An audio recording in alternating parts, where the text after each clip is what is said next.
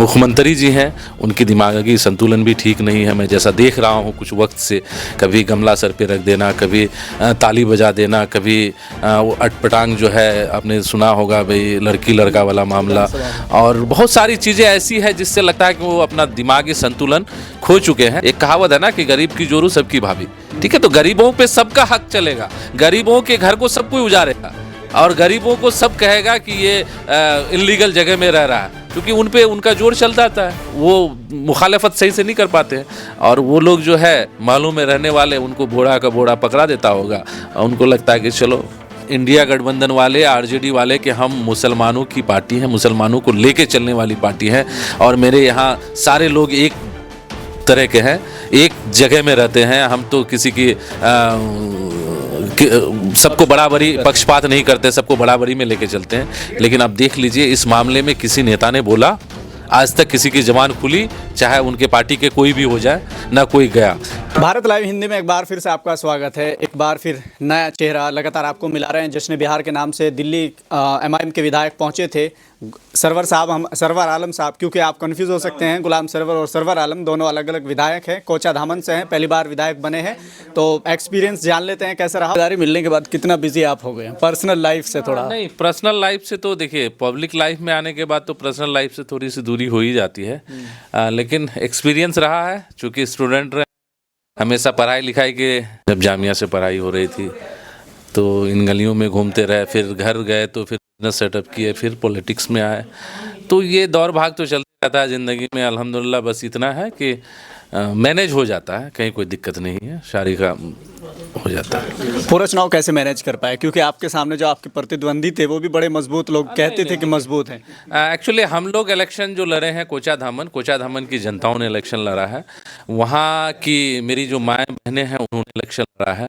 हमारे वहाँ के जो गरीब जनता है उन लोगों ने, और प्रवासी मजदूरों ने, हमारे वहाँ के उलमाओं ने जो मेहनत की है, उसके सामने मेरी मेहनत कुछ नहीं है। परिवार है एमआईएम, ये चलते रहा, उसमें मुझे कोई परेशानी नहीं हुई। अल्हम्दुलिल्लाह सारे लोग मिलकर के इलेक्शन लड़े। कुछ लोग होते हैं तो ऐसे लोगों को हम लोग साइड ही रखते हैं। अभी नया मामला है आपके यहाँ, हिजाब ही नहीं है कि भाई एक लड़की के मुंह से आपने हिजाब खींच दिया, ये हमारे शरीयत का हिस्सा है।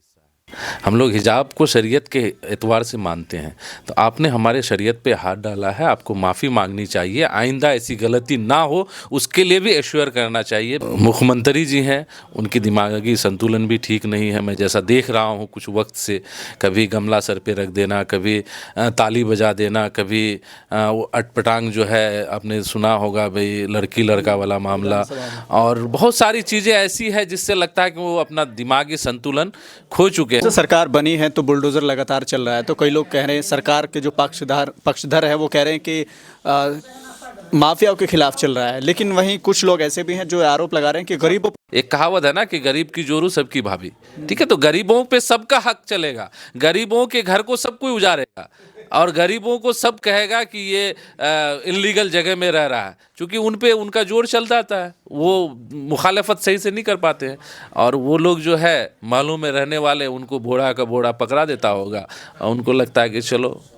तो अभी अतहर हुसैन की मॉब लिंचिंग हुई, वहाँ एमआईएम के लोग पहुँचे हैं, तो क्या आश्वासन आपने उनको दिया और क्या पूरी घटना का? देखिए, सबसे बड़ी बात है कि जो वहाँ पे मॉब लिंचिंग हुई है और वहाँ पे आए दिन होते रहता है, आपने देखा होगा कि अक्सर वहाँ पे घटनाएं होती रहती है।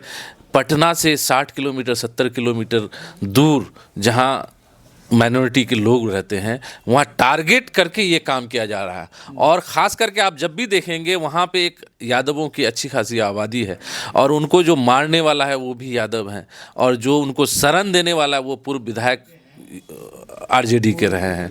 तो आप देख लीजिए कि एक तरफ कहता है इंडिया गठबंधन वाले, आरजेडी वाले कि हम मुसलमानों की पार्टी हैं, मुसलमानों को लेके चलने वाली पार्टी है, और मेरे यहाँ सारे लोग एक तरह के हैं, एक जगह में रहते हैं। हम तो किसी की सबको बराबरी, पक्षपात नहीं करते, सबको बराबरी में लेके चलते हैं। लेकिन आप देख लीजिए इस मामले में किसी नेता ने बोला, आज तक किसी की जबान खुली, चाहे उनके पार्टी के कोई भी हो जाए, ना कोई गया। तो हम लोग जहाँ भी हिंदुस्तान में जिसके लिए भी गलत होगा, चाहे वो दलित हो, महादलित हो, सिख हो, ईसाई हो, मुस्लिम हो, हिंदू हो, चाहे कोई भी हो, अगर खिलाफ कुछ होता है, गलत होता है, तो MIM वहाँ पे पहुँचेगी। हमारा ये वादा है हमारे लोगों से। लास्ट सवाल ये है कि जैसे कल 25 दिसंबर था, तो लगातार चर्च में जाकर या जहां लोग त्यौहार मना रहे थे, अपना क्रिसमस मना रहे थे, उस समय लोगों ने तोड़फोड़ की और भारी नुकसान पहुंचाया। तो ये सब क्या चल रहा है देश में, इसको लेकर क्या सोचते हैं? देखिए, ये नरेंद्र मोदी जी की अभी सरकार है, उन लोगों का काम है पहले आग लगाओ फिर पानी से बुताओ। तो उन लोगों का ये हरकत रहा है। आप जब उसमें जांच करेंगे तो 90% लोग बीजेपी के ही मिलेंगे उसमें, क्योंकि उन लोगों की ये हमेशा से रहा है। बंगाल इलेक्शन आ रहा है, कोई ना कोई मुद्दा चाहिए, उस मुद्दे को लेकर के जो है अब वो लोग एक आग लगाने की बारी स्टार्ट हो गई है। अब आग लगाएगा, कहीं से ना कहीं उनको मुद्दा चाहिए।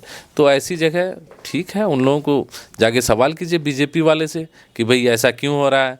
आपका दिल्ली भी आप ही की है और क्या कहते हैं कि पूरी हिंदुस्तान आपकी है, तो क्यों हो रहा है?